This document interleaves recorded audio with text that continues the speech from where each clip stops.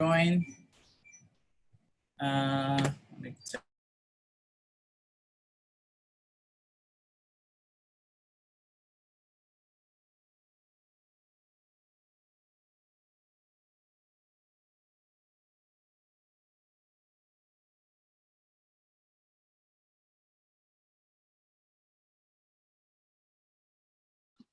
Hello, hello. Hello. Is anybody else here? I'm gonna mute myself until I hear anybody else.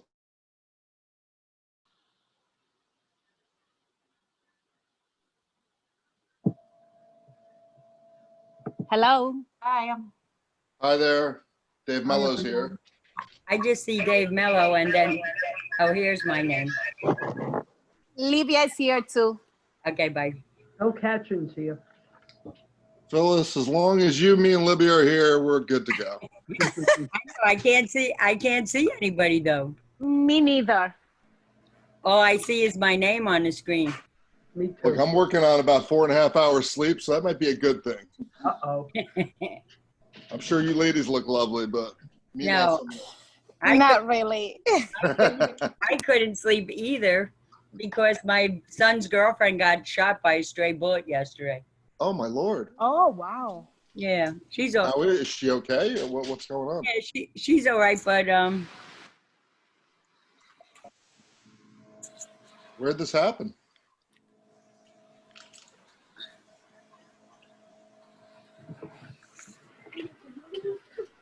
Phyllis, where did that happen? in Brooklyn. She went to Brooklyn to get her motorcycle license or whatever. Oh my God, so she doesn't even live in Brooklyn and that happened. No, she just went there to get it. Well, she lives in New York, but not in Brooklyn. Right. But That's can you see it? Can you see anybody at the meeting? No, and I don't even have that icon that normally you can turn on and off the video. The icon's not even where it There normally. it is now. Hi, Dave. I see your name. It's Bill Katz. There it is. Hey, Bill, how you doing? Good, good. Hope everybody had a safe and healthy summer.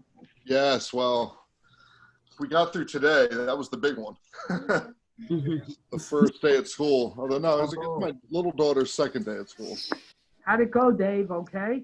It went well, you know. Good, good, good. Lourdes, can you hear They're me? now requiring the kids to show up to Zooms, which is actually a lot better. Okay. Oh, his third day. All right. My daughter's always informing me it was her third day. Make sure I'm pro with it. Hi, Matt. Hi, Bill. How are you? Good. You? Good, thanks. Hey, Matt. Hi, everyone. Hi. Hi. I can't see anybody. Hey, Erica. So I think Nobody Lourdes is can. working on promoting everyone to panelists. And right now, I think all the probably video have the is shut status off. of speakers, right? Right. Gotcha. All right, take your time, Lourdes. I'm here. Can you guys hear me, Andrew? Yes. Yes. Yes. Andrew. Cool. I'm gonna go back to mute.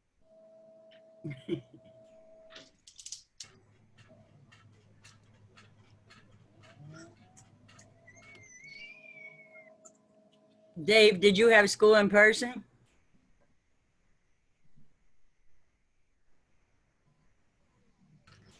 I think Zoom. But is your son's girlfriend okay?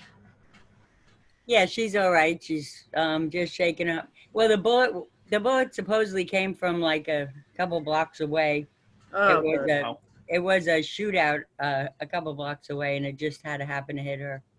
Lucky it, hit her shoulder. Oh. Well, now I can see some people. It says the host asked me to start my video, but Did it just graze her as opposed to actually like penetrating her body, or? yes, luckily it hit her shoulder and it bounced off, but it still made a hole. Oi. You know. Is she in the hospital? No, she was in the hospital, but they released her a few hours later. Oh, boy. I don't know. I'll tell you, you never know what happens from one second to the next. No. Oh, Hi, Mark. You have a beard today.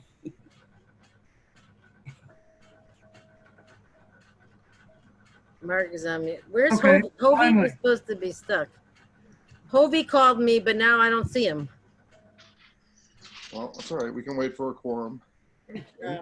He was on. He was stuck. Let me call him. Sorry, go on mute and call him.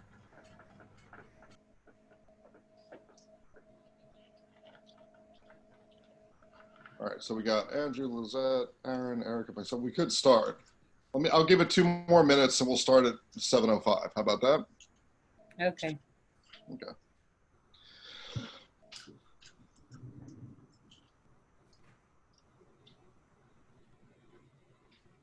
So Dave, you're used to being a teacher that sometimes has to practice law. I never thought I'd have to be a lawyer who sometimes has to teach.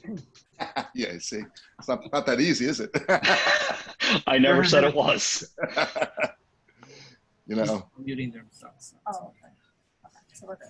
Do you want to remove this? it's funny because as we watched Laura just struggle through trying to get this Zoom up, I think that's the Are you stuck? best skill I've learned as a teacher is how to have technical problems where you have like 30 kids that could Okay, go let me tell crazy them. inside Let of me minutes, No and you problem. work through them.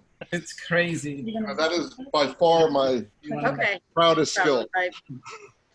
Okay, so Wait, Hovey's here. Hold on. Hopi. I don't see Hopi. Where's the director? He's probably in attendees. He's in attendees. Okay, let me. No, he's not. What's I need his- to does promote. his, number or no? Who's this one? Hold on. Who's that? Let me promote. Is that two? Okay. Ray. This. He does not Go go. down and fix the video.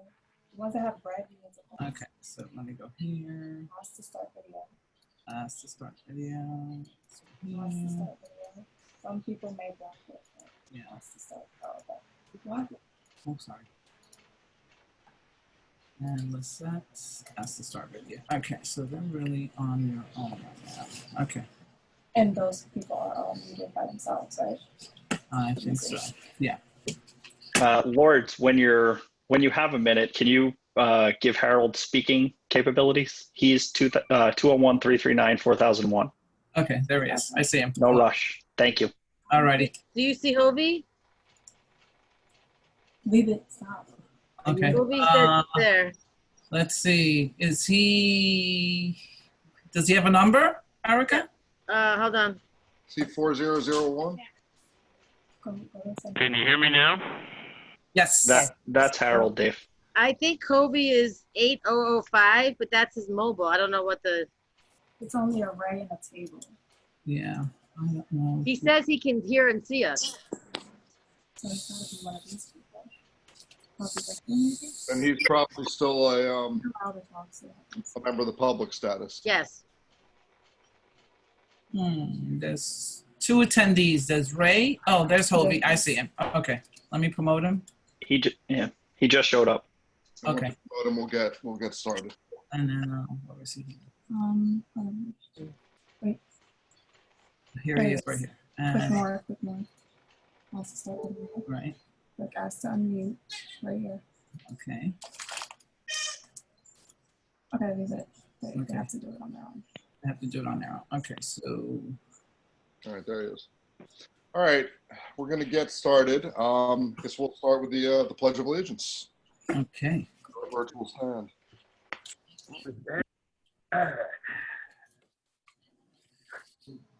Okay, I pledge allegiance to the flag of the United States of America, to the republic for which it stands, one nation, under God, indivisible, with liberty and justice for all.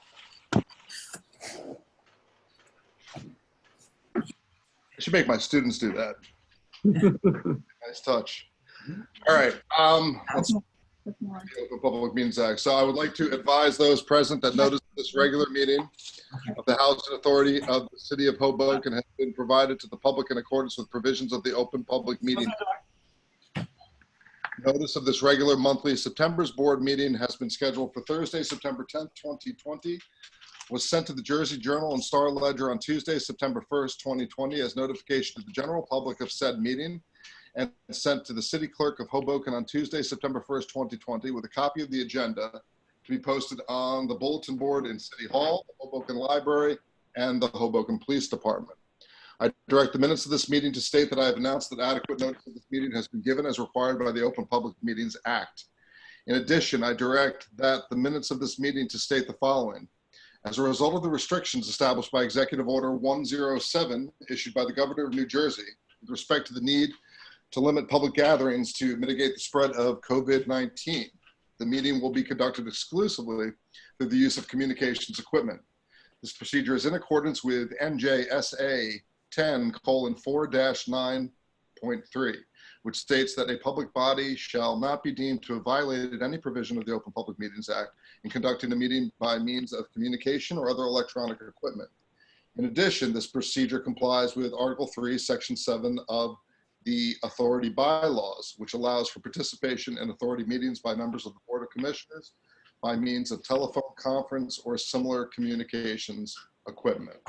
Mr. Executive Director, could we have the roll call, please?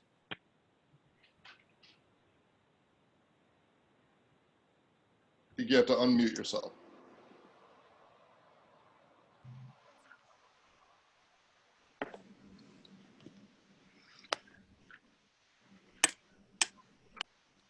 Okay, am I back? You're back. Yep. Okay, very good. I'll get the right page here.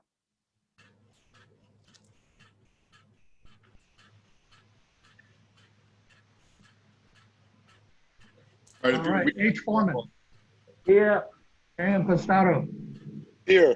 A. Lewitt. Here. D. Mello, Present. E. Seitzman, Present. L. Smith,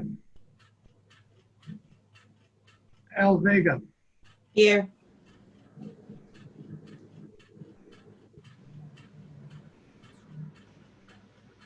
Is that it? All right, and then Commissioner Smith had communicated that he's probably going to be running about 15 minutes late, so I'm sure he'll be joining us soon. Let's move on to the agenda. Mr. Chair, if you'd like, I can read our now standard announcement regarding the comment. Yes, please do. Thank you. Sure. In keeping with the Housing Authority's normal practice of affording members of the public the opportunity to comment at monthly board meetings, the authority will be accepting comment during this meeting in one of three ways. First, comments can be sent by email to hha@myhhanj.com from now until 7:30 p.m. Second, beginning at approximately 7:30 p.m., the authority will allow access to participants one at a time to comment using their telephone or the Zoom audio function. Third, if you are participating in the meeting using a web browser or smart device, you can submit comment using the Q&A function, which can be accessed by clicking the Q&A icon at the bottom of your screen. We ask that any member of the public who wishes to submit comment using the Q&A function try to limit themselves to a single submission rather than submitting multiple brief comments. Any comment received by 7:30 p.m. by either mail, email, or through the Zoom Q&A function will be read aloud by an authority representative for all attendees of the meeting to hear. Please note that the standard practice of the executive director and members of the board is to refrain from engaging in a back and forth discussion during public comment period. However, in light of the ongoing crisis, the authority realizes that it may be necessary to address questions or concerns raised by the public related to COVID-19. On behalf of the authority, we thank you in advance for your patience and understanding. This time, in order to allow more time for members of the public to submit comment in advance of 7:30, I recommend that the board consider adopting a resolution to reorder the agenda to allow the executive director to present his report. Thank you. All right, so I'll make a motion to suspend the agenda in accordance with the council's recommendations. Do I have a second? Second. All right. I'll give Hovey that second because he got here. I'm impressed. All right, if we can have a vote, please, on suspending the agenda to move the executive director's report to the next item of business. H. Foreman, Yes. A. Impastato, Yes. A. Lewitt, Yes. D. Mello, Yes. E. Seitzman, Yes. L. Smith, L. Vega. Yes. Just very quickly, Lords, I see that it looks like Commissioner Smith has joined us as an attendee.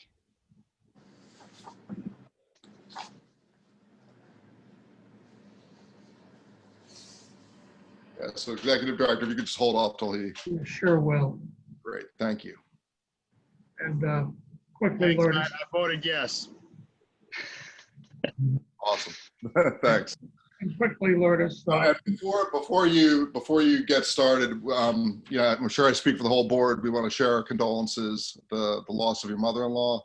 thank you so much. That can be very hard. So Thank you so much. It's been a tough month, so I appreciate that and all the wishes everyone gave me, and support. I really appreciate that. So we're getting through it. So thank you for that. Lourdes, I don't know if you caught when that Barbara Reyes is having a hard time getting back into. Check that out. Your voice is breaking up. Director? Okay. Barbara Reyes is having a hard time getting in. Okay, I don't see her yet. She's not on the chat, not on the attendee. So, It's giving her an error message saying that she's not allowed. what is her number? Is is there a number? I kicked her off. I don't know. Oh.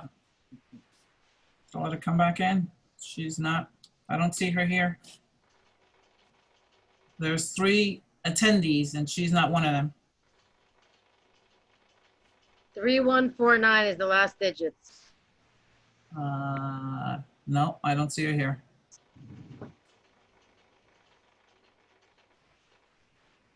Erica, you might want to check to make sure she's got the current phone number and ID. Earlier tonight, I got kicked off even before I could get in. So where do I send that to her? Hold on.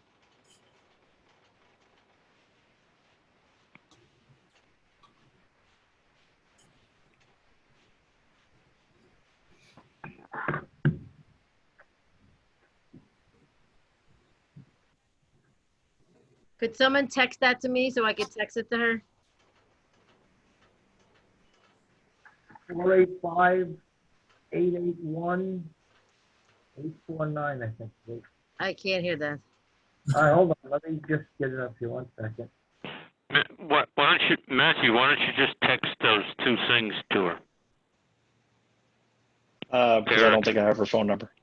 Oh, okay. We I can probably don't email want to them. say that. Yeah, we don't want to say that. No, Yep. put it in the chat or give it to the director, has Barbara's information. I believe. I can read off the number and the ID if somebody wants to write it down. Who does have her Yeah. phone?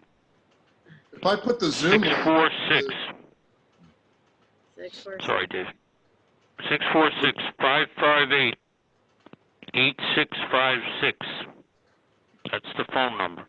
That's good. And the ID is 485-881-849. 485 881 881-849. 881 Of course, I'm having 881-849. Mm-hmm.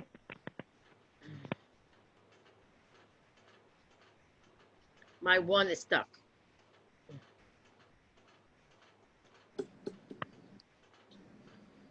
Have Mark do it. I can't do it. My phone is stuck. Sorry. All right, doing it now.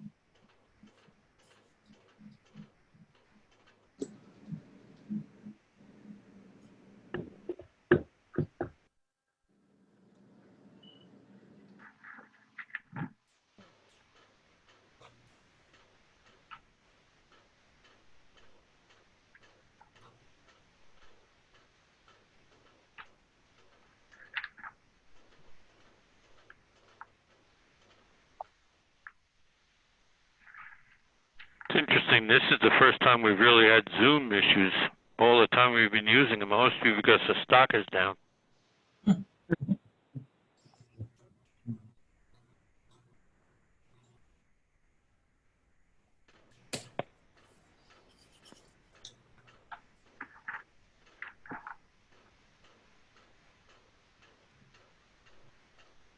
Hopefully that'll do the trick.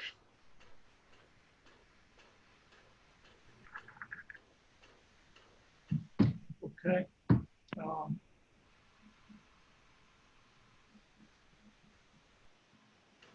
While we try to work that out, shall I continue? yeah, I think that'd be fine. How do I, Again, thanks to everyone for their condolences. I do have travel restricted, so I'll be on quarantine until I get tested, hopefully this coming week, and be back at the office, but we'll see how that goes. In the meantime, I'm working from home. Our staff continues to do great work out there on a daily basis. Our community rooms have remained closed with some exceptions. We are continuing to distribute some food from our community Director, rooms. your voice is breaking up. Yeah, I don't know what else to do that's better. I can increase my volume, maybe. Maybe. Does that sound better to anybody? A little. Okay, I'll crank it up a little more and see if that helps. We are in discussion with some resident organizations through our RAB board regarding a limited opening of our elderly and disabled community rooms for bingo and other activities. We're drafting some guidelines for social distancing and safe use. So we may be able to accommodate some of the elderly and disabled community rooms. Folks are dying to play bingo again, and it's been long enough. A number of staff continue to work from home, but we're working on a low staff in some areas. We have outfitted our offices with protective desk guards. Each office is custom retrofitted as needed. Our offices are closed to the public, but continue to operate by appointment through electronic and telephone contact.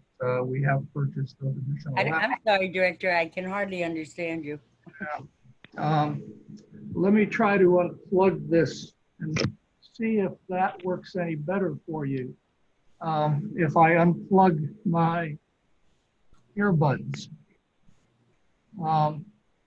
Does that work any better for you? Yes. So you can hear me better? Yes. Okay. And I'm a little worse on hearing you, but we'll keep trying. On resident rent issues, we continue to waive late fees and adjust rent levels from a distance, and our Dropbox system is still in place. The Housing for Hoboken group continues to meet on picking out our planning consultants. The group has put in hours of work over the past month and is making good progress, but their due diligence could not make a recommendation for this meeting. That group, I believe, does have hopes to have a recommendation to the October board.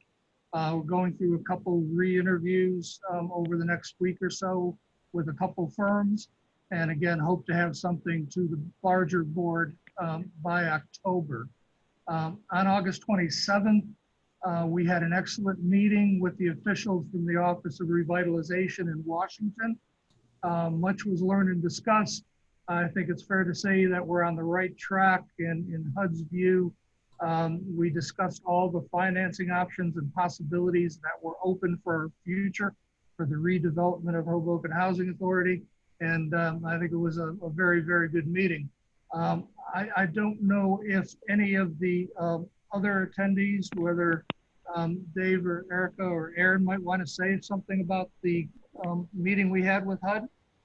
Sure, I'll jump in. It was a very good meeting, very informative, and you know, really a lot of follow-up I think needs to be done because it was just so much good information that you want to continue to educate yourself. But you know, it left me feeling confident that we could do some different things. We could certainly revitalize our buildings. We're probably going to replace most of our buildings, if not every building on the main campus eventually. And I think we can do that the right way, the most efficient way, the way we'll get the most money into our budget for the long-term health of our housing stock that we have that, you know, is not going anywhere. And I want to assure everybody of that. We are going to continue to supply the housing we supply, and hopefully it's going to be on a much higher level than it currently is, because we all know that it's long overdue for change. I personally also hope that we're going to be able to work hand in hand with the city of Hoboken to, you know, create some housing in the few different parts of Hoboken that are not fully developed. And I'm speaking specifically north of the viaduct. I think that would be a good thing too, because you know, I think to put everybody into one campus isn't always the best way. You know, these people are part of our community, whether they live in public housing or private housing, they're part of our community, and it shouldn't be in all one spot.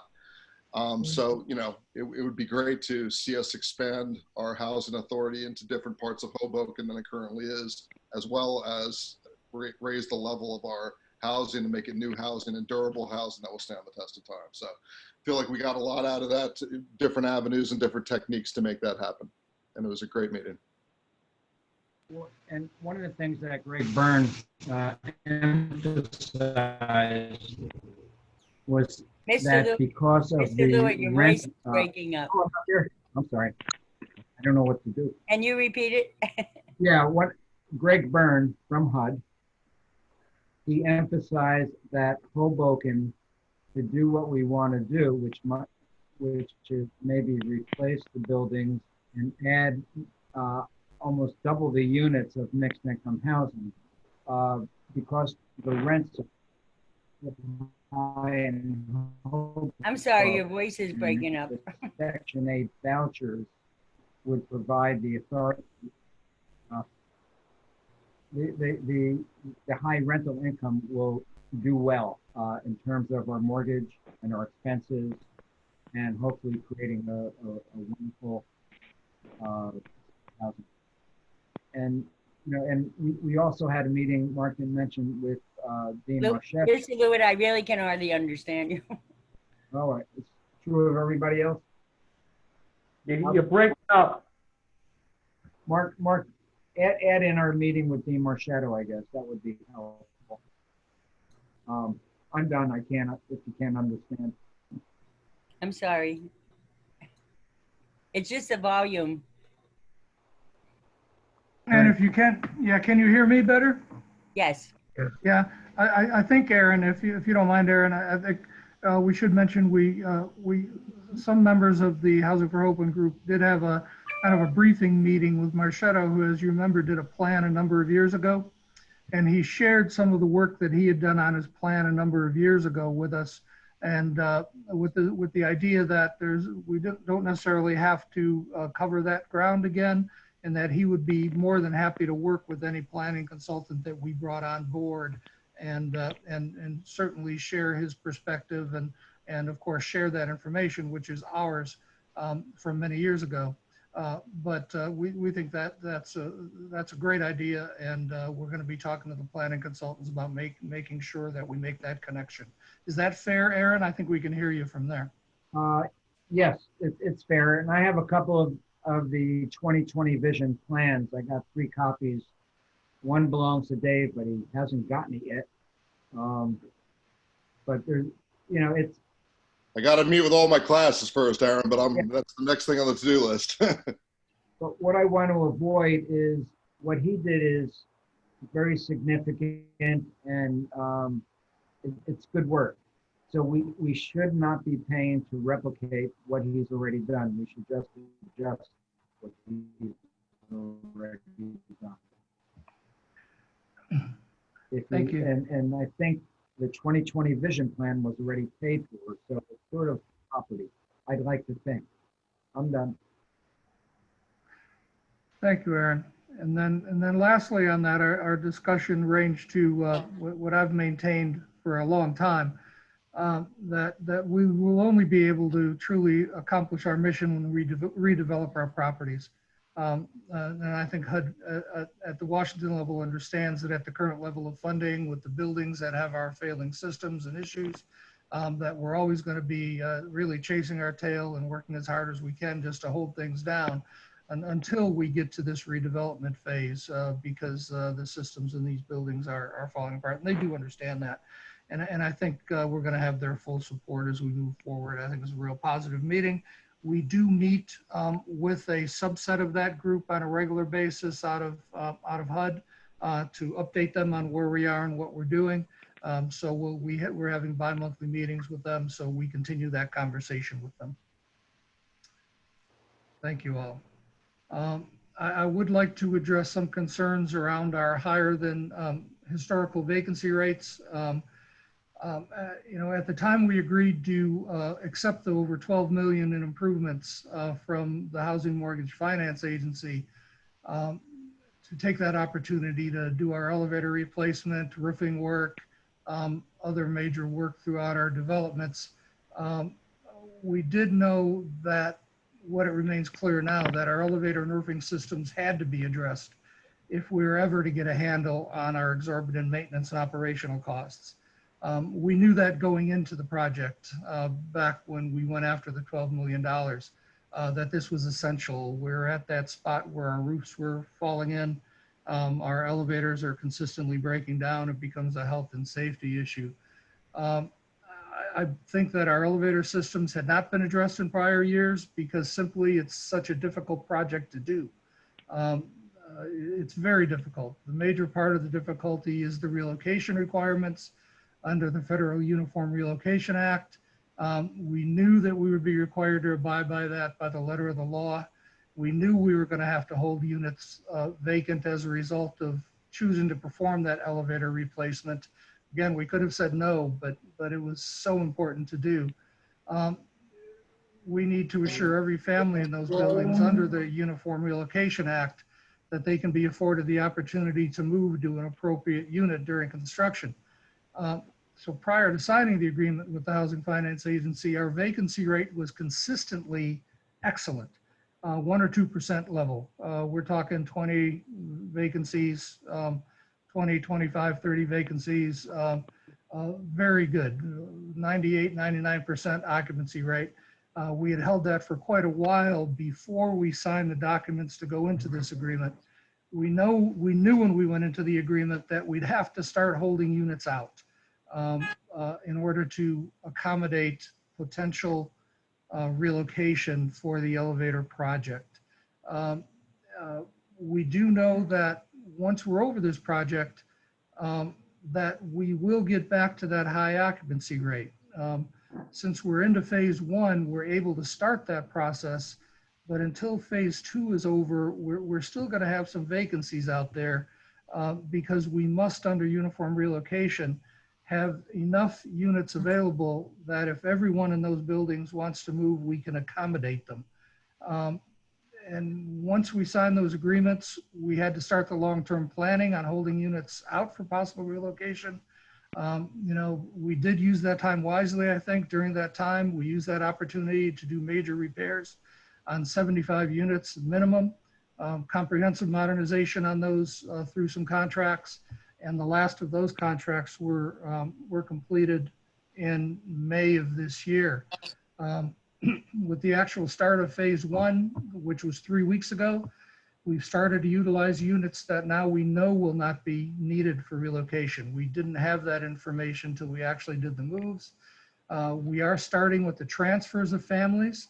In the last 3 weeks, we have begun the process of transferring at least 8 families to appropriate size units that we are sure will not be needed in the next phase of relocation, and we'll continue that effort over the next months. These transfers are due to families that have outgrown their units and family size, families that have reduced the size of their families and need a smaller unit, and families that have medical, legal, or regulatory reasons for a transfer. For example, folks that are victims of domestic violence, which we've done transfers for all along, but we're prioritizing those now. Note that as we catch up with those transfers, that effort does not reduce the total number of vacant units. As we catch up with our transfers, is when you transfer somebody, you create another vacant unit. So as we catch up with that, our numbers are going to stay a little flat until we catch up with all necessary transfers and then start bringing new people in to the units we know we aren't going to need for phase 2 relocation. It is difficult pill to swallow for all of us, but our current vacancy rate is a short-term issue. Historically, we've had a very, very low vacancy rate. And once we have those new roofs, new elevators, we've done those necessary repairs and caught up with the transfers, I think we'll be well on our way to getting back to that high performing status on our occupancy. We know how to do this. It was just a choice we had to make if we were going to accept that $12 million in improvements for our organization. So kind of long-term gain, short-term pain there. Moving on to our three initiatives, our Mr. housing Chairman, if I may, finance. just a couple of questions. Sure. Um, Mr. Smith, yes, you have the floor. Mark, you said that we made these decisions to maintain that level of occupancy based on the elevator project. And I just want to point out, how many units did we need for the elevator project? Well, going into the first phase, we had 3 buildings of 49 units apiece. So we had to prepare for Mark, can I just phase stop 1. you? I just need the number, because I know the number. I just want to make sure that we're reading. The number was 45, right? In the end, there's 3 buildings of 49 units apiece. So when we started, we had to make sure we had enough units not only for phase 1, but also for phase 2, which is 4 units of 49 buildings apiece. So that is a little less than 200 units. So again, but Mark, you didn't answer. My question was, how many units do we need for the elevator project? How many vacant units do we need for the elevator project? 45, correct? Mr. Recco, if you don't mind, for the first Yeah. phase, we were counting to have 30-something family moved at the beginning. And for the second phase, we have 47, I believe, 47 or 48 new families that are going to be relocating. So that we know so far. Right, and during these phases, each unit, so, those first 36 units are reused in the second phase, correct? So it's not 36, it's not 36 plus the 48, it's basically 36, and then we need an additional 12 for phase 2, correct? Because we're using those units, people are going back to their original units. So again, my main question was, my main concern is we need about even 50 units, we'll say, for the elevator, but we have 125 vacancies. So a lot of what you just said, it just doesn't add up to me. So I understand what you're saying. You have 3 buildings, 49 units that you're concentrating working on, but we were only relocating residents over a certain floor, correct? Yeah, second floor up. And from there, that again doesn't turn into the number 125 that we currently have. So again, if I understand what you're saying, that we need the vacancies for the elevators, but a lot of what you said does not correlate to the fact that we have 125 vacancies. So I just wanted to point that out. Yeah, I disagree on the math. So which part do you disagree with? That we have 125 vacancies or that 45 we need? I don't want to get us off of the agenda of this public meeting. So, point made, point taken. And well, if I could just jump in, I mean, I think it is an important clarification that we can confirm and have director confirm.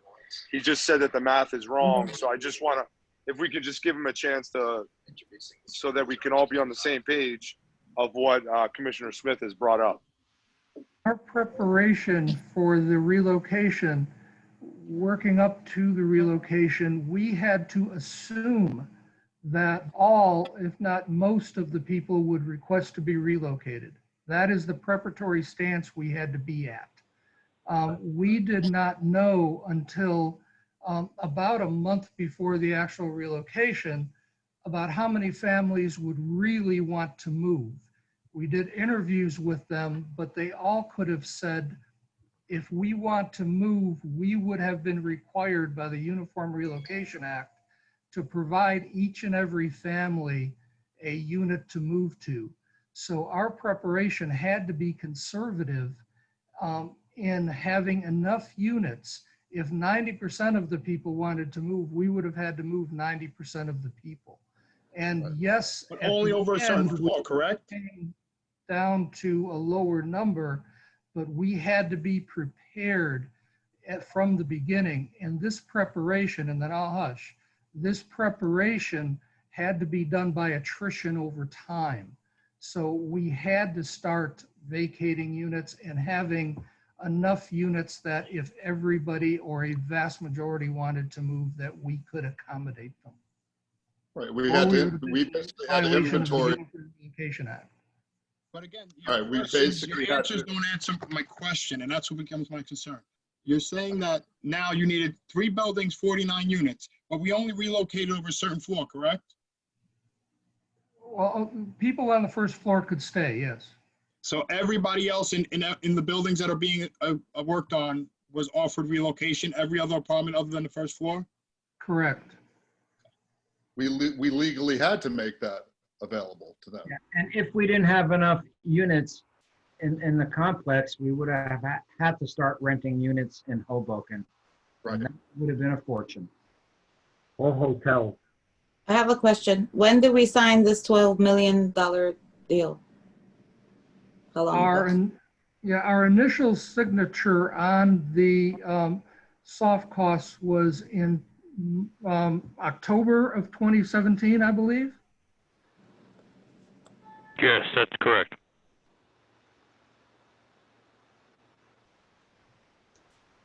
And the final loan was closed just before the COVID-19 hit in the end of January, beginning of February of this year. We expected that gap to be less between the time of the initial soft cost signing and the final hard cost signing, which Harold just mentioned, but the Housing Finance Agency does nothing very quickly, if that's fair to say, Harold. Just one point with respect to this issue of offering people the opportunity to relocate. The second phase hasn't started yet. And theoretically, it could be possible that someone in any of the 4 buildings of the second phase, other than the first floor, at the last minute could say, I want to be relocated. And if you took that number, it's far in excess of what the total number of vacancies we have now. The practicality is that not everybody's going to ask that. And any number of times the consultant has asked these folks for commitments, and the number keeps going down. Quite frankly, when we started this process, the consultant indicated to us that the number would be far in excess of 125. And Yeah, and Harold, do they ever even reach a point where we legally can tell them, sorry, you've opted out and you can't be relocated? Don't they? It was my understanding that they had a legal right to ask for alternate housing at any point, that they could change their mind, essentially. Even on the second phase, that's absolutely right. The first phase is in the process now, but the second phase, as I said, which isn't going to occur until the beginning of next year, people could at the last minute decide to get moved. Even if they've already indicated to us that they don't intend to move. Yeah, and That's correct. during the first phase right now, if somebody walks in my door and says, we thought we could stay, but we're on the 5th floor, and we found out that it's just too onerous for us to stay because there's no elevator, we are required to relocate them. That's correct. Until the elevator is back up and running, anyone could come in and say either I've changed my mind or I have a change in circumstances and I want you to relocate me, and we'd have to do it. Sure. We want to rent these units. I mean, this is what we do. But we also have to be in compliance with federal law here. And breaking our hearts to the HUD waiver on our occupancy rates. What can you speak a little bit more to that? Which, help me out. The waiver that we did not receive that we were expected to receive. Oh, yeah. I had an argument with HUD that as we held units out for relocation, that they should put them in what we call an offline status. And it's a common practice that housing authorities use, that if we've got a long-term vacancy for a reason of construction, that HUD will allow us to take it what they call offline. When we put in our initial request to have these units taken offline, we were told, and HUD has been, field office has been consistent on this, is that because we were holding these units offline for a project that was not directly funded by HUD, that they would not allow us to take these units offline, and therefore these units would be counted against us on our vacancy rate. I was quite upset over that. We came back to a number of meetings with HUD on that issue and have never been able to get them to move off of that. Which is an unfortunate decision on HUD's part, but I mean, quite frankly, it wouldn't have changed my vote to accept the funds and to replace the elevators because that's desperately, desperately needed. So it's unfortunate, but. I just have one more question. I counted 14 units prior to this October 17 initial signing. Are those units, maybe we can get a list of why those units were empty for so long prior to the signing? I mean, we can certainly look back prior to I'll the give you the signing. But you know, if we were at if we were at 14 vacancies before the signing, I mean, you know, a 1% vacancy rate, you know, for us is about 13 units. 2% is running about 26 units. You know, as you may know, a 2% vacancy rate is a very, very good vacancy rate. That's a 98% occupancy rate, and gives you a very high standing with HUD. I think anytime with our amount of units that we're anywhere from 20 to 30 units that are vacant, that's kind of normal grinding process. If we're down to 10 to 20 units, that's really exceptional, because just in the normal move in, move out with 1,300 units, you're going to have a 1 or 2% vacancy rate just on turnover. If that's what you're asking. I find that like a big percentage, because we don't have Sorry, Miss Vega, what did you say? Well, I said I find that percentage to be high for a housing authority. As you know, Applied is not a housing authority, and we're below 1% at all times. Nationally, with a 98% or above occupancy rate in the housing authority, you're a very high performer. That's what they're looking for, is a 98% or above occupancy rate at any given time. Isn't that? Because you've got to go in and renovate the unit and turn that unit over once somebody moves out. Isn't that as high of a rating as you could get in that category? I mean, that is. That's as high as a rating as you can get in that doesn't category. get you any better of a score, correct? That's correct. It doesn't make the score better, but it fills up units for the need. And my question was, again, Lisette, I don't know if you're referring more to the fact that that those 14 units were vacant in 2017 and are still vacant, or to the fact that, again, Mr. Record, we don't know what the rate was. We don't know if those were the only 14 vacancies in 2017. So more, I think she was speaking to the fact that there are 14 units on our current vacancy list that were vacant since 2017. So I think that was more the concern. Again, I said, I don't want to speak for you, but I think that was more the question than we only had 14 vacancies, as you referenced that, you know, that would be a very low vacancy rate, because I'm not sure that was our vacancy rate in 2017.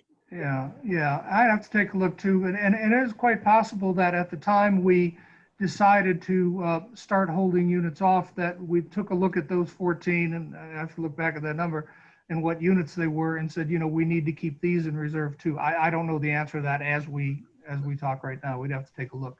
I'm sure we could. I don't want us to get too off track. So could I ask my fellow committee members on that committee to any follow-up questions or data requests, that if you could make them to the director, CC the rest of the committee members on it, and then we'll schedule a meeting fairly soon to go over those questions. Sound good? Dave, one more. All due respect, Chairman, you know, some of these questions I just like to be answered on the public record and not offline. So, and I understand we're in the interest of moving the agenda along, but there are some questions that I feel that should be answered on the public record for the public. I agree, but not on the fly. I mean, I understand these are numbers that have to be researched. agenda along, but Mr. Mello and Mr. Smith, you can't speak at the same time. Yeah, I agree. We have to speak one at a time, otherwise we're not going to have a public record permanent transcript of this. I agree. That question should certainly be answered on the public record, but I also want to give time to prepare to give a thorough response to questions, especially data-driven questions. Let me just kind of conclude that one of the issues, and it might involve some of the 17 units, is that they were inhabitable because of damages. And we just restored pretty completely 46 units. And those units may have been Mr. Lewitt, your voice is breaking up. offline because of leaking into the Mr. Lewitt, units. So Mr. Lewitt, your voice is breaking up. Yep. Maybe I lowered my volume. We need to know what units were not habitable and how many units were not habitable. We just fixed rehab 46 units for the relocation process. Yes, I agree, Commissioner. And, you know, we've had a history in the past of some of our units being put back online that quite frankly weren't ready to be put back online. And I would hate them to not see them really up to standards for long-term occupancy, and where just patchwork fixes have been done, and they're going to be complaints right after somebody's moved in, or far too soon after somebody's moved in. All right, so I am going to make that request that any further questions be sent to the director, and we will have them addressed on the public record at the next meeting. And I'm going to request, Director, that you continue with your report. Thank you. Oh, good discussion. Roofs, the project is moving along well. I'd like to make a note on the Harrison roofs. We'll be going out for bid on the Harrison roofs within the next week. We had talked about possibly a change order to the existing contractor. I did have an infrared study done on that roof, and the study came back as terrible. The roof is just soaking wet and is going to have to be replaced. So we are going to be bidding that out over the next week, and hopefully have that to you over in the next meeting. The backflow prevention is complete in our 7 buildings. Our exterior tuck pointing work is beginning at Monroe Gardens next week. The chimney will be reconditioned, including a new cap. The first 3 buildings, as we've said, have been turned over to the contractor for the elevators, plus 1 elevator at Adams has been turned over as of yesterday for them to start the replacement of the elevator over at Adams Gardens. On Brad, we've got the final HUD approval has been obtained, and we are waiting on information on the bank for final closing.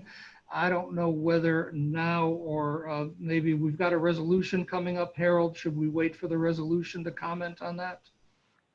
Oh, I'd be glad to comment on it now, Director, if you want me to, because the practical fact is that I'm going to recommend that we pull the resolution, that we table it and not act on it tonight.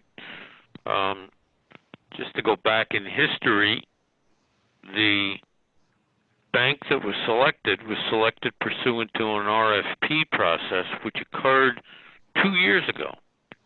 And there was some delay in the process because our architect took some time to come up with the work to be done and the environmental background that needed to be provided to HUD. But we got the commitment in initial letter from the bank more than a year ago. The actual final commitment is a formal document that requires the payment of a lot of money, the agreement to a lot of conditions, and we've been waiting months for that. The bank that we decided to go with is called SB1. In the midst of our going forward, SB1 was acquired by Provident Bank, and that seemed to delay the process quite substantially. We've been looking for the final commitment for 4 months now. We told them several times that we wanted to consider it at tonight's meeting and that we needed it in advance. It showed up at 11 o'clock this morning, and Lisa Petrosky from NW Financial and I have spent a lot of time going through it, and we have concerns about it. So my recommendation is that until we work out those concerns, the resolution be tabled for a month. And I will admit to you that the impact of this in terms of the HUD process may be that we will need to get more time from HUD, because HUD doesn't close pretty much from a little bit before Thanksgiving until January. That's their policy. And it's very possible now, and I will say 95% because of how the bank has taken so long, that we will not be able to meet that deadline. I don't know yet.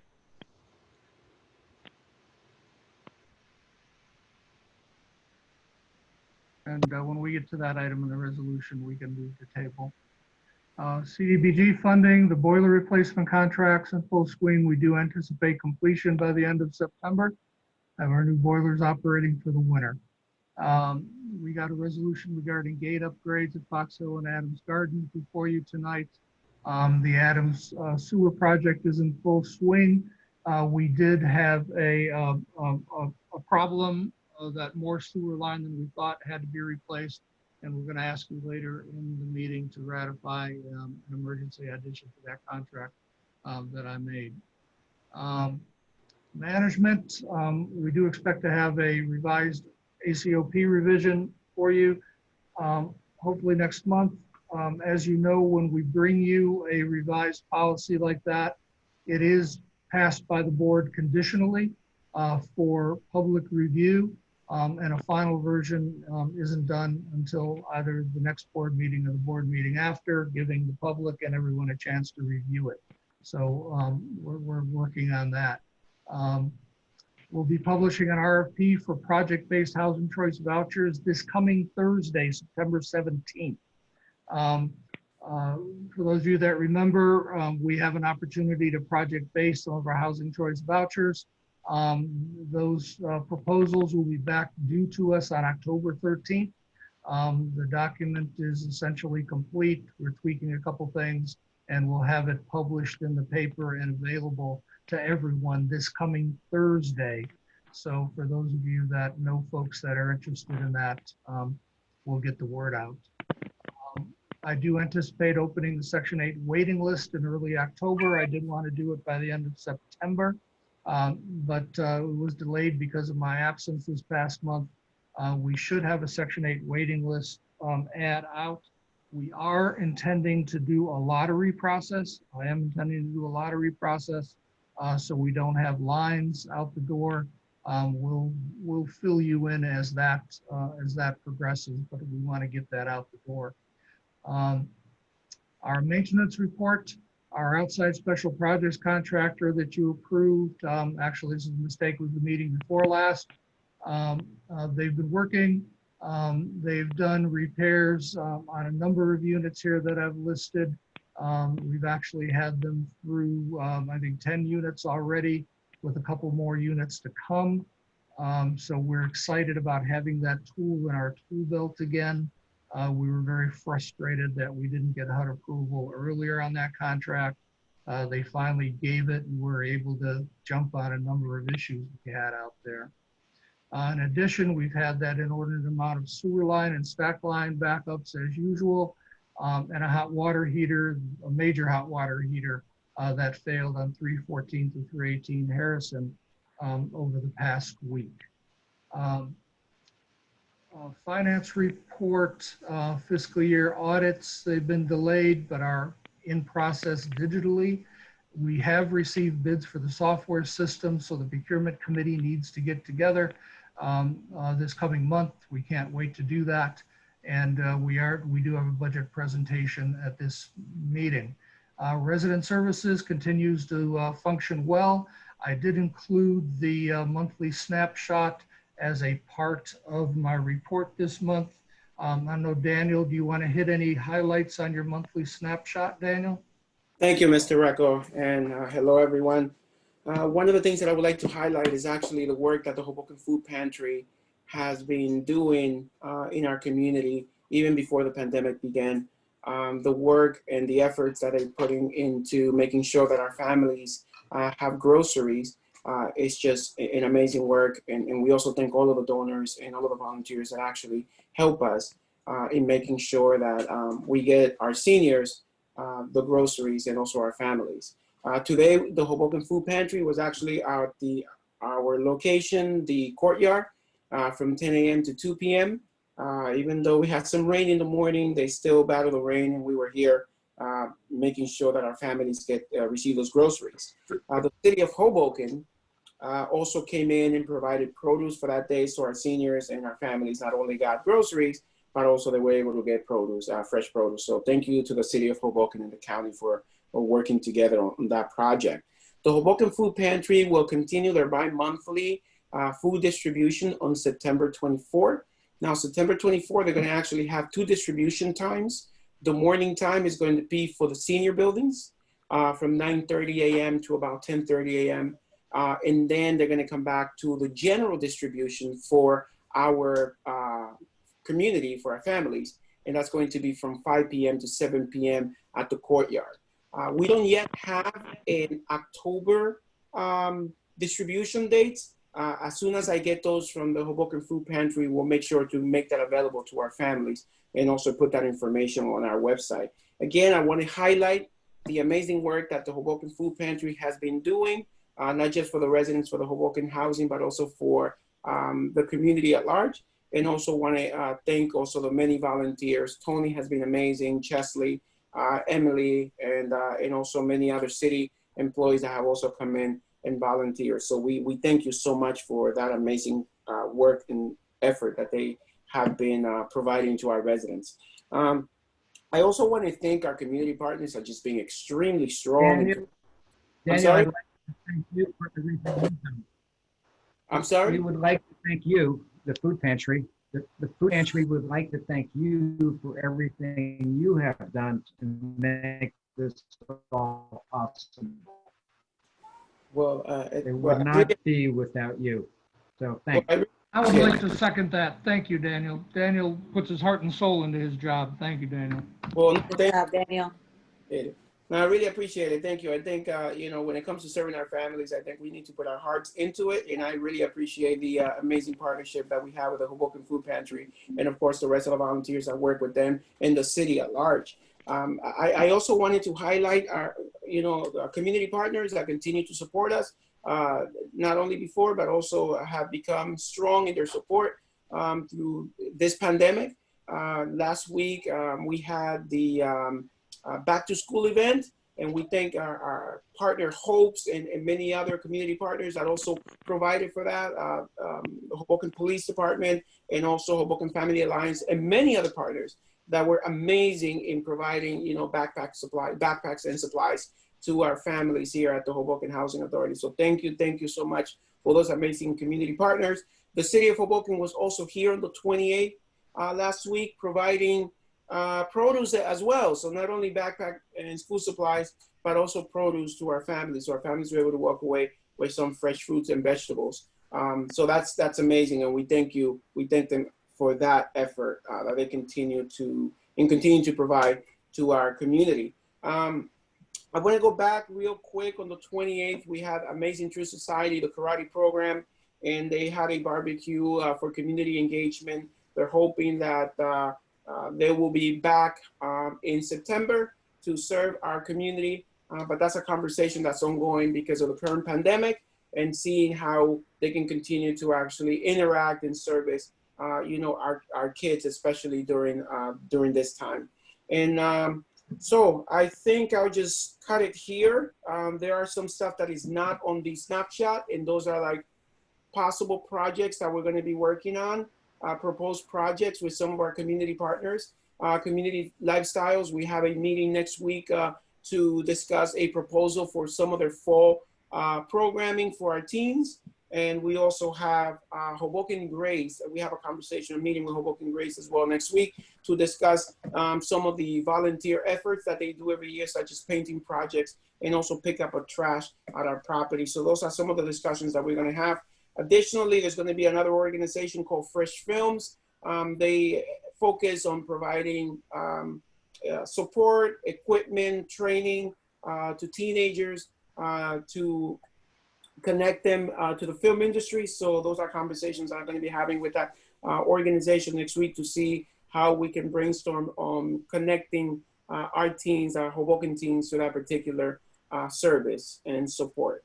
So that's it from me, Director. Thank you, everyone. Again, thank you to all of our community partners for their amazing support during this pandemic. Thank you again to the Hoboken Food Pantry for continuing to work with the residents of the Hoboken Housing Authority and serving us. And also thank you, Commissioner Impostado and Commissioner Seisman, for your continued support in donations, in activities and programming. So thank you so much for that. Thank you. I've been so quarantined. I'd love to know how the laser tag went, Andrew. I haven't been out. I've been allowed out of the house. It was rained out, so we're doing it hopefully. Yeah, tomorrow night. Yeah, hopefully. Yeah. So hopefully you can come. Yeah, I still can't dodge my quarantine for another few days anyway. All right. I'm getting tested Saturday. I'll have a result back soon, and I can get back around by early next week. Great. Cool. Thank you. We'll see. Thanks, everyone. Thank you, Daniel, for all of that. And that concludes my report. Thank you, great. Thank you, everyone. And then next is the way we reordered the agenda. Mr. Fitzpatrick, next is public portion. That's correct, Mr. Chair. Okay. All right. So I know Barbara Reyes would like to speak. Okay. Do we have her queued up to speak via the phone? Hello? Hi, Ms. Reyes, we can hear you. Okay, hi, how are you? Good evening. I just have a few questions. So going back to what you guys were saying about the phases and the people being moved out of the apartments, I just need to understand. So if an individual or resident decides not to move because they were on the first floor, but now they're seeing what's happening and it's really not going well for their health and other reasons of what's going on with the way they're leaving the job site, would they be able to go into the office and speak with the director or anyone or their site manager to actually get moved? And I'm only asking this because it's my sister personally. She lives at 560 Marshall Drive. She chose not to move because she figured she was on the first floor and it wouldn't be an issue, but it has become an issue. The dust that's being left in the hallway is disgusting. I have videos. The other day she went home and literally it was like crawling through a hole to get to her door. The incinerator was completely blocked by the tent they created. And I just feel like there's no one overseeing this when the contractors leave. Who's overseeing it to make sure that the dust is not being left all in the hallway and that it's cleaned up? Because unfortunately, the letters that were put out did alarm the residents, and then the director had to put out another letter. So that's one of my questions. My next information that I want to say is anyone on the board or even the director or the managers aware of the mice infestation that's going on by 520 Jackson Street and the Children's Park behind it? My next question is, why are the parks closed so early on 5th and Jackson? Between 8:30 and 9, they're usually closed. I know I go down there with my kids because unfortunately my park is for babies and my kids are bigger. And I noticed that they close them between 8:30 and 9. But what's happening is these kids are actually climbing over the gate to get into the park, which can cause one of them to get hurt. So that's an issue. And my last thing is 311 Harrison. Again, the door has been popped. Today I walked into the building. You can just pull the door, it's opened. I know 2 days ago, I saw one of the homeless men do it, actually pop the door. I figured if I called the cops by the time they get here, it's useless. They're gone by that time. So I just wanted to make you guys aware of that. Those are resident issues that are happening currently now. And as far as the back to school event, I do want to inform all of you guys that we did give out about 100 book bags that day. We do have more book bags. We do have a link for any resident who did not receive a book bag that can register or comes across the management or anyone you know that may need a book bag. Please have them register on that link. And we are calling and making appointments to deliver the book bags for them, or they can pick them up from one of our sites. So I just wanted to inform you guys of that. Thank you. Okay, thank you for all those questions, important questions, Barbara. Appreciate that. Director, you know, on the fly, could you give us some insights, since we had discussed it earlier, about whether if somebody's on the first floor, they have concerns, whether they do have the ability to move to a different unit? Absolutely. We would, if anyone has concerns, we would be glad to do that. It does concern me. We do have, we have 2 different employees that are going through and monitoring, and I will certainly take it up with them to make sure that they are sure that they do a nightly walkthrough. We have gotten some reports that it's been good, and now I'm getting one that it's bad. So we'll definitely double our efforts on there, Ms. Reyes. There's no reason for them to leave dust around. But yes, if anyone calls me and talks about, or Ms. De La Cruz, or their manager, and talks about the wish to move anywhere in this process, then under the Uniform Relocation Act, at a project that's under construction, we are required to move them, and we will do that happily. We want our folks to be comfortable and happy during this whole process. I will say that we have been, so everyone knows, we have been doing consistent testing. As we go through the process, we have found no indication at any site of any hazardous materials. Due to the age of construction of these buildings, you just never know what was put into the building, and particularly you're worried about asbestos, things like that. We have had consistent testing, and there's been no indication whatsoever that there's been any asbestos dust or any indication of anything like that there. So what we are seeing is just plain construction dust. Not that that forgives it, because it should be clean when they leave at night, and I will take it up with the contractor first thing in the morning. Once again, as far as the mouse infestation, no, I haven't specifically heard about anything at 520 Jackson, but we will get them on that in the morning. By the way, we did suspend normal extermination processes at the beginning of COVID because we did not feel comfortable with folks going into units. We have worked out a COVID compliant routine with the exterminator company, and we feel we just have to get back into units because we have seen some roach and mouse populations, because we have not been exterminating every single unit every month. We have been experiencing some issues. So they're going to start back out, Barbara, in every unit starting next week, going through all of our units. And also we're going to be, based on what you're saying, we'll make sure we redouble our efforts outside around 520. I thought that our parks always closed somewhere between 8:30 and 9 o'clock at night, right when it got dark. That's certainly something we can adjust if we want to talk about it. If we want to talk maybe offline and talk about a compromise, it's just a matter of our sending our guy through so that at night our parks are secure. But we'd be glad to move that around a little bit. And I will also get somebody there first thing tomorrow to deal with the 311 Harrison door. So thank you for that, Ms. Ferris.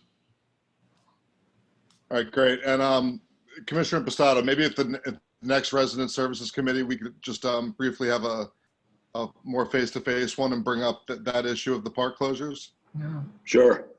Cool, thank you, appreciate that. All right, do we have anybody else queued up to speak in the public portion?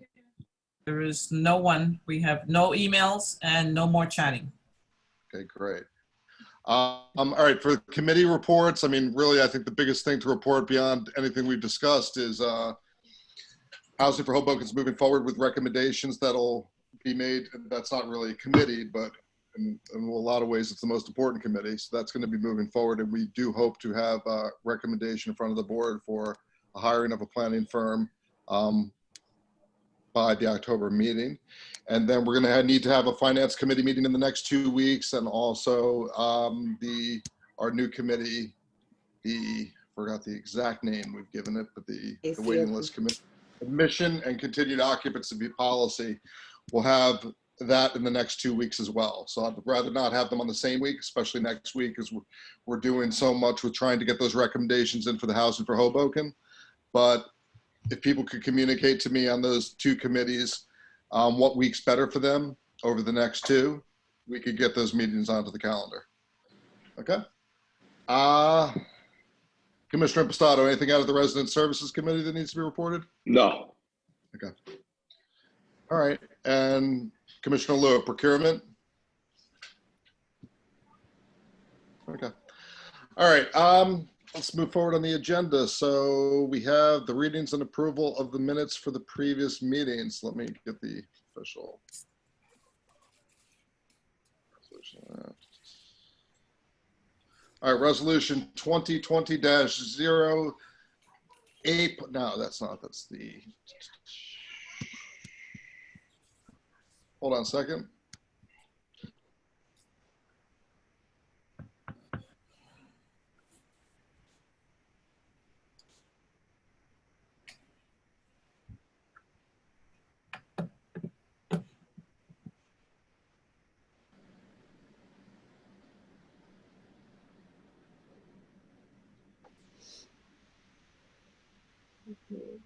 All right, sorry about that. All right, resolution number 2020-09.01, a resolution of the Housing Authority of the City of Hoboken to approve the meeting minutes August 13th, 2020 regular board meeting. Do I have a motion? Do I have a second? Second. I'm sorry, who made the first? Who was first? I'm not sure if it was me or someone else. Oh, I thought you said second. I heard you say second, but I don't know who said first. It was Commissioner Foreman, but I wasn't looking at my screen. Okay, yes, he said it's him. Great. All right, so we have a first and a second. Do we have any questions? We can have a vote, please? H. Foreman? Yep. A. Impastato? Yes. A. Lewitt? Yes. D. Mello? Yes. E. Seitzman? Yes. L. Smith? Yes. L. Vega? Yes. All right, resolution number 2020-09.02, a resolution authorizing the payment of the monthly list of bills for the Hoboken Housing Authority. Do I have a motion? Motion. Do I have a second? Second. Any questions regarding the list of bills for this month? I just, Chairman, I have one comment. Sure. Can we get an update on the COVID-19 super fund that we're going to be spending more than we received, and what the status is? Like, is there more accurate levels that we're going to be at? Can we just get an update on that? Director, could we get an update on that? Sure. I think what we did this month is we told you at the bottom of the list of bills how much we expended for the month. I don't think Emil or I considered redoing the entire budget for you every month. We certainly could, and we'd be glad to share that. I just, Mike, I know that's a lot. That's a big ask, but my concern is I don't want to see it keep getting out of whack where we're gonna spend more than what we have. You know, that's my major concern. So could you kind of just give us is there a way to get a quick update on, has it gotten better or worse? Yeah, I'll let Emil echo it too, but I think in Emil's my conversation that we're just about the same place we were last month. Emil, you want to join in? Yeah, you saw that last month we spent about $30,000 on COVID-related expenses. This month, about $8,000. So I would say that it's gotten slightly better, but I could true up that analysis and provide that shortly. That's not a problem. And then like stuff like purchase of gloves and masks for all residents on number 4 under resident services. Are these things that, you know, in the past we spent on, you know, hand sanitizer and wipes and you know, masks? I thought were donated by Commissioner Sanford. So are these things that we're running out of and we feel like our residents need more of? And then is there like an approval process for, do you guys run that? Are you going to run that by us? As I know it's not every expense you're going to run by us, but when it comes to this COVID-19 money, I'm not comfortable and confident that you guys have spent wisely with the funds in the past. So is it something that before the decision is made to go and purchase the gloves and masks for all residents for $1,570 after 50,000 masks or an absurd amount of masks were donated? I don't see how we still need more, but is it something where you're going to maybe ask or give an update on, here are some of the expenses we might do? What are your thoughts? Well, I mean, starting from the beginning, I've just got to say, I continue to disagree that we haven't spent the money wisely. But also, when we were in the beginning of the pandemic stages, we had gone out there and bought quite a few and passed them out. We had also quite a few donations in. But masks, particularly, if you give 1 or 2 masks, if you get 2,000 masks for the housing authority, that's 1.5 masks per family. So it doesn't go very far. As we went through the beginning months of the pandemic, we were having repeated requests for masks above and beyond what were donated. So it made sense to me that we would have a stock in store for more masks we could give people, for people walking into the office that needed masks. And it just wasn't a matter of having to wait. People needed the masks, they needed the gloves immediately. If you remember the beginning stages of this pandemic, when people were actually getting very sick, a number of people passed away, it was important to be stocked up on those items. It still is, but to a lesser extent. I think more avenues have opened up where people can purchase their own. More avenues have opened up where people are getting them from their churches, they're getting them from other sources. So our requests for those supplies have decreased. But I think, I think it's important that we keep up some stock on those items, not only for our residents, but for our staff as well. So do you foresee us? The board could certainly require me that, any purchase over $50 or something, but again, I don't see this as a major expenditure. Do you foresee us spending more money on hand sanitizers and wipes? I think it's possible. It depends on how long this pandemic lasts. If we get into another 6 to 8 months of the pandemic, I wouldn't be surprised if we're looking at helping people out a little bit more. We can't leave people hanging here. This is Can you just give us, after this, my last request would be to give us an update on what each unit has received to this point in totality. So like, 10 masks, 2 hand sanitizers, and 3 bottles of wipes. And, just a general amount of what each unit has received. Is that a hard ask? I don't think so. Daniel, I think we could work up that history on these. Thank you. Yes, we can do it. Mr. Chair, Calculate Yes, may I say something? Commissioner Seitzman.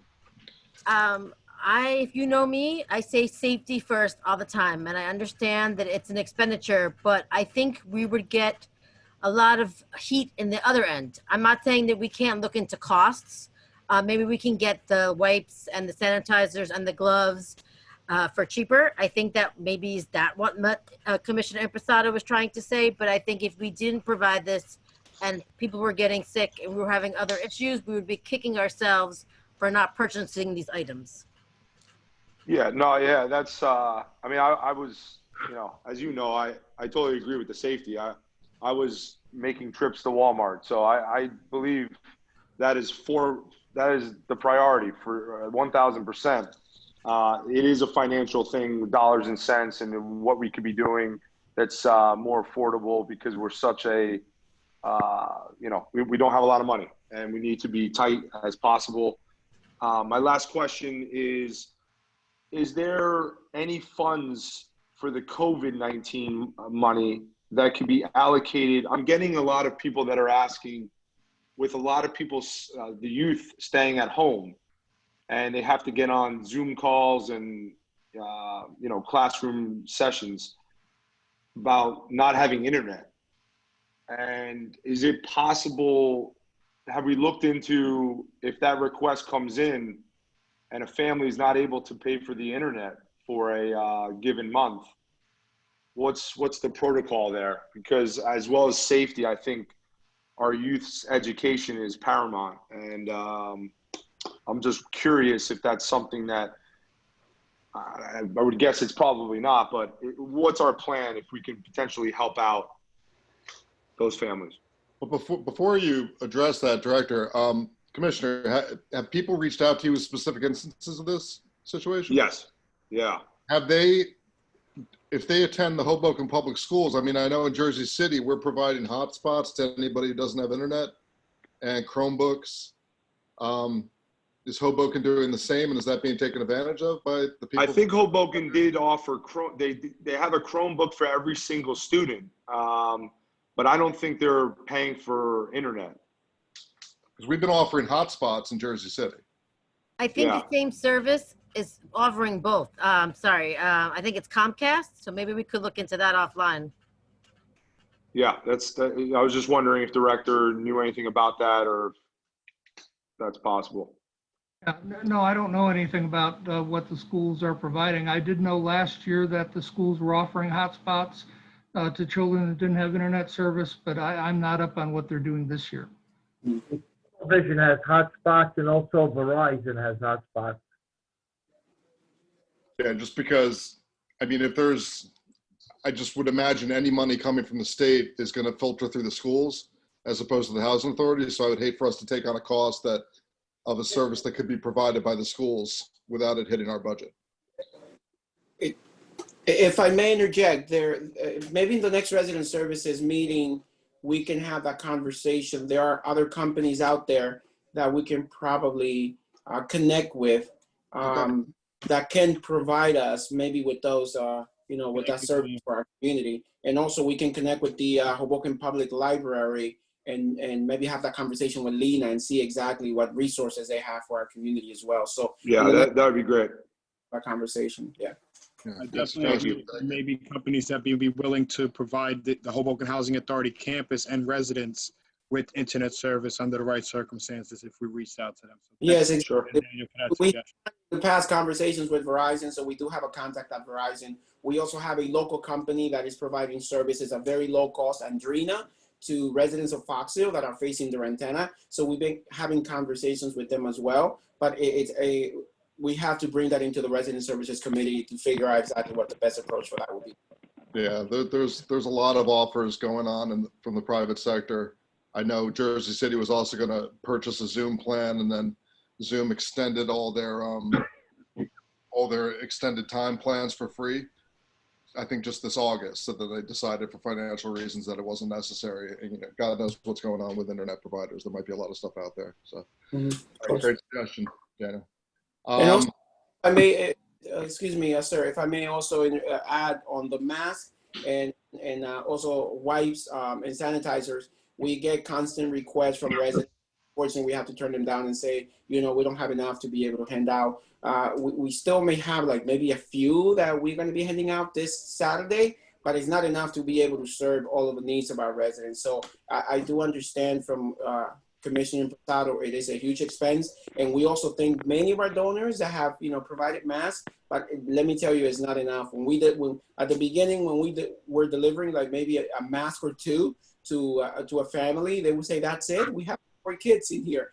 So, we felt really bad. So after we made those large purchases that we were able to provide like 10 masks to per family, it was phenomenal. But, we continue to get those requests from our families. So I know it's a huge expense, but if we are able to continue to meet that need, and maybe many donors out there that can also provide masks on a continual basis, I think it's definitely going to help our families as well. So just wanted to add that. Thank you. I just have a comment on the bills. It's labeled September. It should be labeled August, correct? No, because I think it's the approved. 'Cause I don't have, the last one I got was said July. For on August's meeting. I think Okay. we do label them for the board meeting date. Maybe the last one was labeled correctly. Yeah. I think that'd be more likely that the last one was the one that was labeled incorrectly. Okay, I'll just change my copy then. Do we have any other questions? We get a vote, please? H. Foreman, Yes, AM Passato,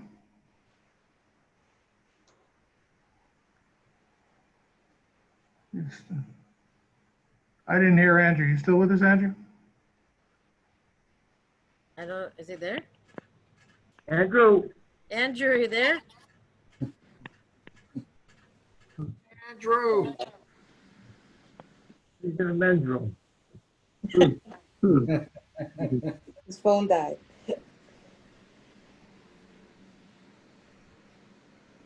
Shall we wait a moment or shall I proceed, Mr. I know Chairman? Andrew is probably already at Walmart trying to get some more wipes. Yeah, it looks like he dropped out.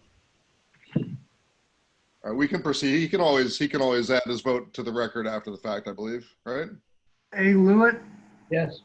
D. Mello, Yes. E. Seitzman, Yes. L. Smith, Yes. L. Vega. Yes. All right. Resolution number 2020-09.03, a resolution of the Housing Authority of the City of Hoboken to participate in a cooperative purchasing program. Do I have a motion? I'll make Motion. Do I have a second? Second. All right, any questions? All right, if we could have a vote, please? H. Foreman, Yes, AM Passato, A. Lewitt, Yes. D. Mello, Yes. E. Seitzman, Yes. L. Smith, Yes. L. Vega. Yes. All right, you guys are gonna have to put up with outside noise. It's that or my kids. It's a Sophie's Choice in front of us right now. My apologies. Okay, so let's get on to resolution number 2020-09.03, a resolution of the Housing Authority of the City of Hoboken to participate in a cooperative purchasing program. Do I have a motion? I think we just did that one. We just did that one. Oh, That's sorry. correct. I made it a less than graceful transition. My apologies. Boom, boom.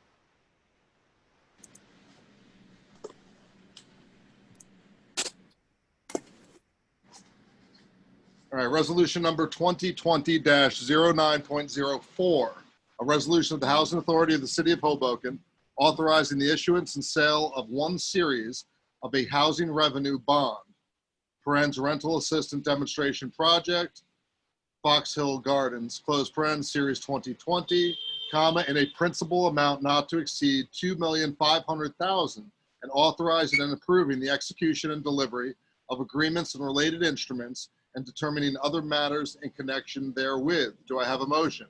Wait, can Mark tell us a little bit about that? Yeah, this is the one that we want to table. Right. Okay. All right, so I'll make a motion to table. second, Motion. All right, all in favor? aye, Aye. Aye. Okay.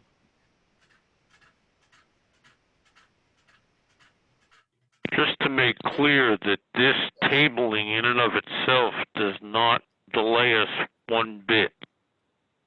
The fact of the matter is that we still need to work out the terms of the commitment. And there are other issues in the commitment that need to be addressed. We're still going to do everything we can to close this transaction as quickly as possible. Right. And the fact that we're putting this off until next month is not going to impact that timetable at all. If we work everything out, it will still be very timely to adopt this resolution in October. Okay, great. Thank you. All right, resolution number 2020-09.05, a resolution of the Housing Authority of the City of Hoboken to award a contract for maintenance and servicing of boilers and associated mechanical equipment. Do I have a motion? Motion. Do I have a second? Second. Any questions? All right, if I could have a vote, please. Foreman, Yes. A. Impastato, Yes. A. Lewitt, Yes. D. Mello, Yes. E. Seitzman, Yes. L. Smith, Yes. L. Vega. Yes.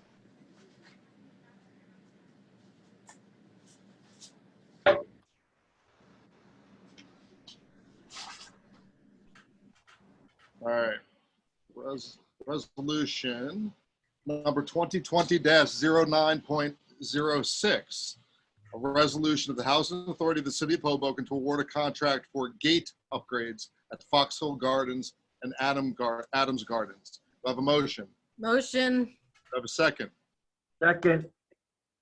Any questions or comment? Could I have a vote, please? H. Foreman, Yes. A. Impastato, Yes. A. Lewitt, Yes. A. D. Mello, Yes. E. Seitzman, Yes. L. Smith, Yes. L. Vega. Yes. Resolution number 2020-09.07, resolution adopting the annual and capital budget program for the fiscal year beginning October 1st, 2020 and ending September 30th, 2021. Do I have a motion? Motion. Do I have a second? Second. Any questions or comments? Could I have a vote, please? H. Foreman, Yes. A. Impastato, Yes. A. Lewitt, Yes. D. Mello, Yes. E. Seitzman, Yes. L. Smith, Yes. L. Vega. Yes. All right.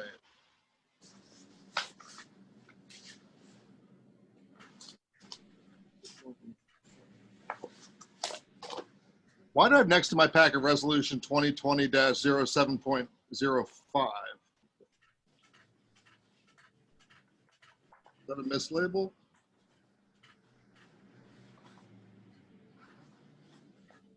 What's the title, Dan? It's resolution authorizing the approval of the annual capital budget for the fiscal year. That's what we just voted on, right? Yes, that's correct. Yeah, that was 07 though. I know, but there's an extra copy. It must have just been a mistake. I'll clarify. So I think what you're reading is in July, we introduced the budget. Currently, we are adopting the budget. Gotcha. Yeah, I must be lost in the paperwork. And for some reason, I didn't have the page I usually read off of, so I'm going through the items in the backup paperwork itself. So Yeah, the next resolution would be 2020-0908. Probably have to skip ahead. yeah, should go back and find page. And find out. Okay, resolution number 2020-09.08. A resolution of the Housing Authority of the City of Hoboken to ratify the September 3rd, 2020 award of an emergency contract for sewer line replacement. Do I have a motion? Motion. Do I have a second? Second. All right. Any questions or comment?